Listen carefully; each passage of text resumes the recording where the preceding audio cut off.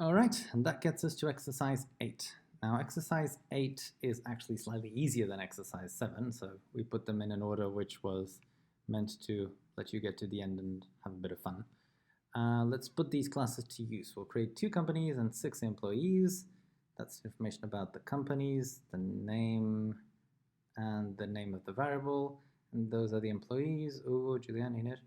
And the first 3 will be hired by the generous company. The last 3 will be hired by the stingy company. Alrighty then. You will check the mean salary right after both companies have finished hiring. Then each of them will give their employees 5 raises, but the generous company will give 20% and the stingy one only 5. Then we'll check the mean salary again.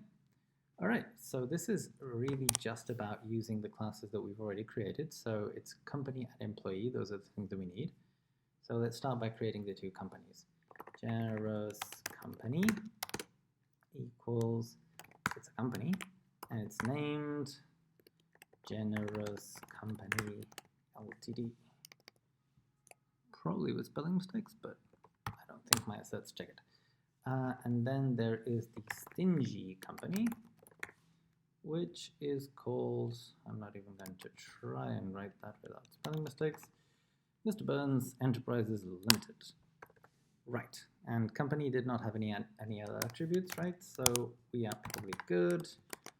That shows that it just needs a name. Good, company just needs a name. What else? We want to create some employees. Google, salary 5, Juliana, salary 6, etc. So employees are created how? We define them up here, names and salaries. Employee, hello. Oh, with an O, of course. They don't care about the names of the variables, so I'll just write the first name without capitalization. Employee, he's called Hugo C, salary 5. Now I will try and be consistent, which is I've told you to always use the names of the attributes, and that is quite deliberate. I'll show you why. The other thing is, even though it would be polite to write Hugo, this would indicate to a reader that Hugo is a class constructor that makes more Hugos and all of that. So to show that it's actually just a variable, I'll use lowercase always.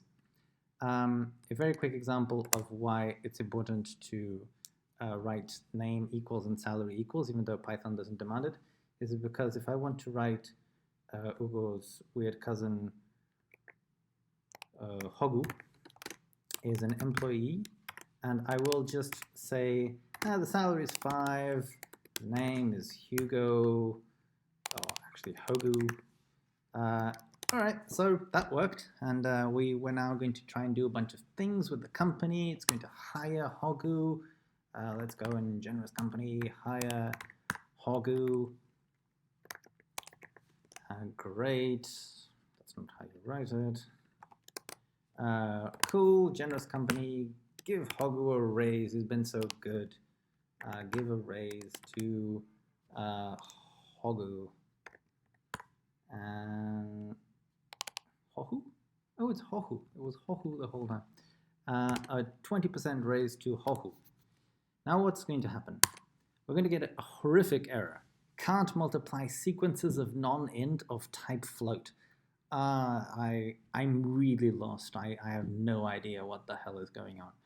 And it would probably take me some, easily 5 minutes of digging around to realize that the problem is that our friend Hohu has a name which is 5 and has a salary which is Hogu. The reason is because it assumed that the first thing was going to be a name, the second thing was going to be a salary.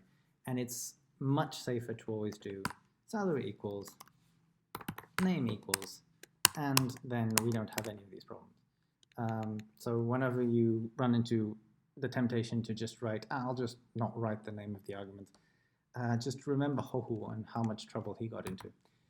Anyway, that was a small aside. I will now get back to the main task.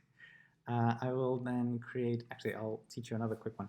I now have this weird thing hanging around, which is the Hohu, right? So it's kind of probably not a problem, but I don't want this to stick around, so I'll just do this, del. And now that means delete, obviously, so if I try to do this, it no longer exists. And if whenever you have problems with global scope, that's one way to get out of them. All right, get rid of that. And now to create the other employees, this will be a bit of typing about, I'm sorry about that. So you're going to have all of the fun of watching me type.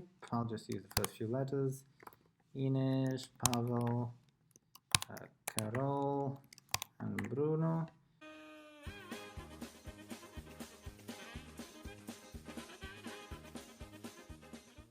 All right, took me longer than it should, but there we are. Now, the generous company is going to hire a bunch of employees. So for employee in the first three, Hugo, Jules, Ine, the generous company is going to hire those three. Generous company dot hire employee. So that hires those three. And then the stingy company will hire the others. Stingy company will hire Pavel, Carol, and Bruno. This is not really a very good naming scheme. I should have written better names, but it was already so much typing that I decided to be a bit lazy. I do apologize. Anyway, let's see if that works. Okay, so the companies then get the employees. Oh, hello, got more than I expected because I already had the employees from before. Great. Important to reset your variables. That's kind of why maybe not using cells is a good idea. Right. Good. Got this far. Now, what is the rest of the exercise?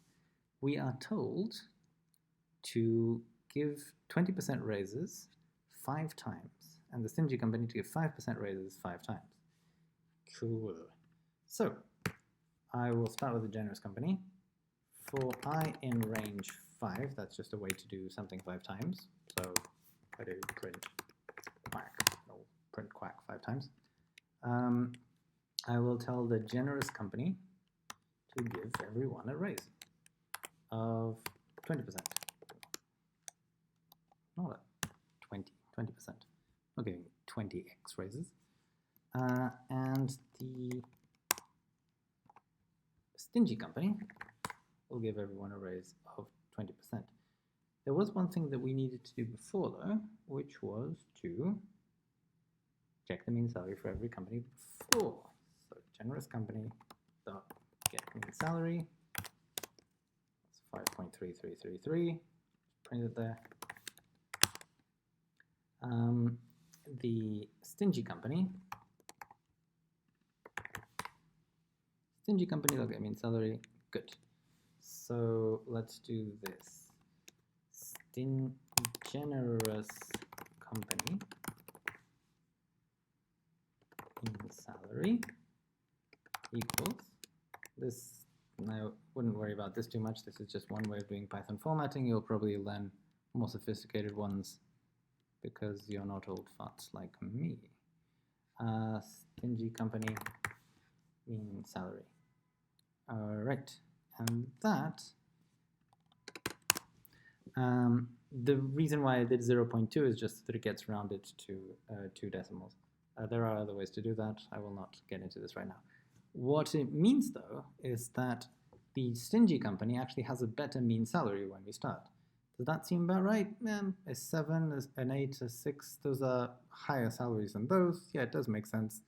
Yeah, one under, one over kind of makes sense. It will be at 7. Here, 2 5s, 1 6. Yeah, 5.3. That does make sense. Great. So now what we're going to do, instead of quacking, is we're going to give some raises. And here we'll just give 0.05. Here we'll give 20%. Great. So this won't print anything, I expect. It will just do something. And now let's see what happens. Let's go here and say after.